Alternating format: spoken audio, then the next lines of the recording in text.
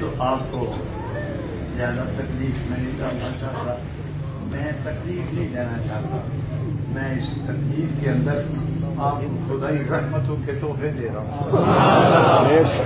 کر کے نماز پڑھ لیا کرو اور 5 نمازیں پوری کرو۔ آپ دیکھیں جب آپ سجدہ کر رہے ہوتے ہیں، ٹھیک ہے خیال جی جانا ہے جان دے، وہ اس کا اپنا کام ہے، آپ تو روک نہیں سکتے نا، آپ سر تو سجدے میں لے جائیں، خیال جی سے جاتا ہے جانے تو ایک نہ ایک دن تو اس کو بھی شرم آ ہی جائے،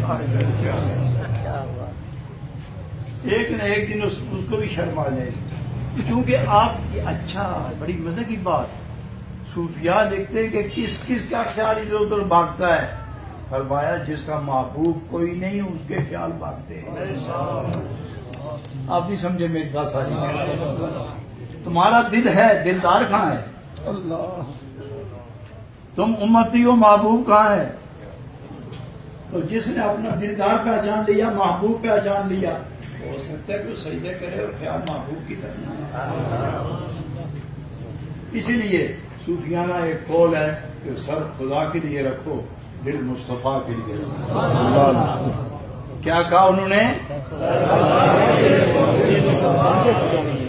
سر کسی کے آگے نہ جھکے اور دل نبی پاک کے بغیر کہیں ادھر ادھر نہ جائے۔ تو جب سر خدا کے قبضے میں گیا، دل مصطفیٰ کا ہو گیا، تو جب سجدہ کرو گے تو خیال کدھر جائے گا؟ ادھر ہی جائے گا نا۔ اس لیے خیال ان کے جاتے ہیں، ادھر ادھر بھاگتے ہیں کہ جو جن کا محبوب کامل نہیں یا جو محبوب سے واصل نہیں۔ نمازیں 5 پڑھ لیا کرو، نمازوں کی برکات کیا ہے؟